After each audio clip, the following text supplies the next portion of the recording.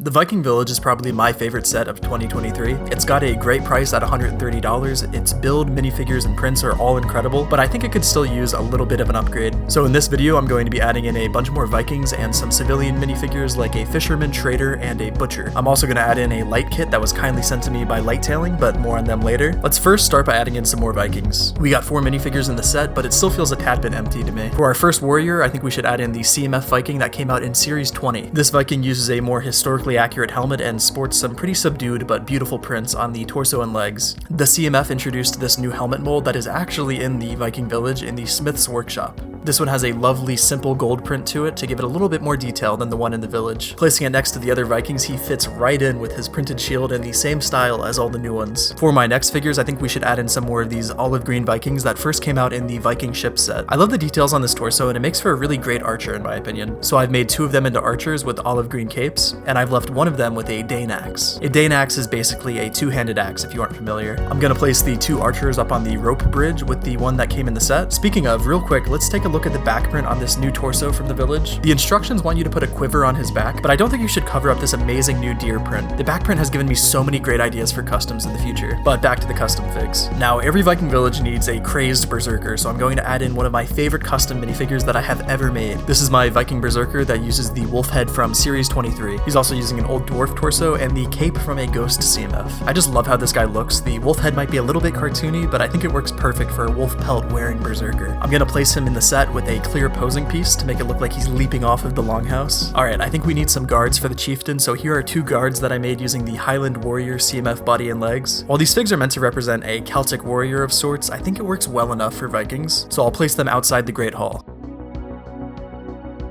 For the last 3 warriors, we need some more meat for the shield wall, so I'm going to create a shield maiden and 2 more Vikings with the old Viking CMF torso. I just love the chainmail print on these guys, and they still hold up today in my opinion.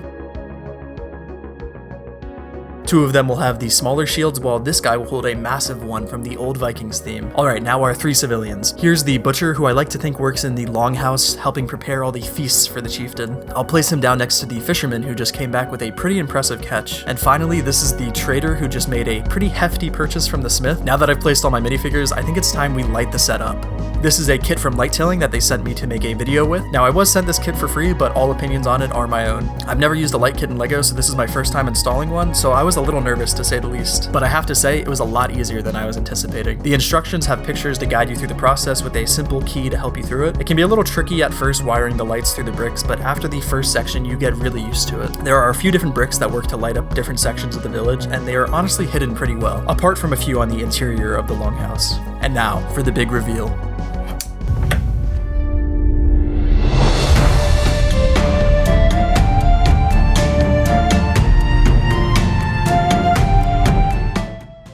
I just love how this looks. Having never lit up one of my own sets before, I have to say, I completely get it now. It just gives the set a whole new life. I love how the lights have different hues depending on the need for them. You have warm lights around candles and fires to give a more realistic look, and you have a few blue ones near the water to help illuminate under the dock and in the cave. So much better than if they were all just bright white LEDs. Overall, I am super happy with this kit and would recommend it to anyone wanting to get into light kits for the first time, as the install was a lot simpler than I expected with the instructions in the box. If you are interested in picking up this light kit or any others from Lighttailing, they are about to have a massive Black Friday sale with discounts on their website. I'll leave an affiliate link to their website that will help support the channel, or if you prefer, I'll also leave an unaffiliated link to their shop on Amazon, where they will also be having some great deals. If you enjoyed this video, why not click on one of the others on screen now? All I make is medieval LEGO videos, so if you're into that, you might like my other stuff. Thanks for watching.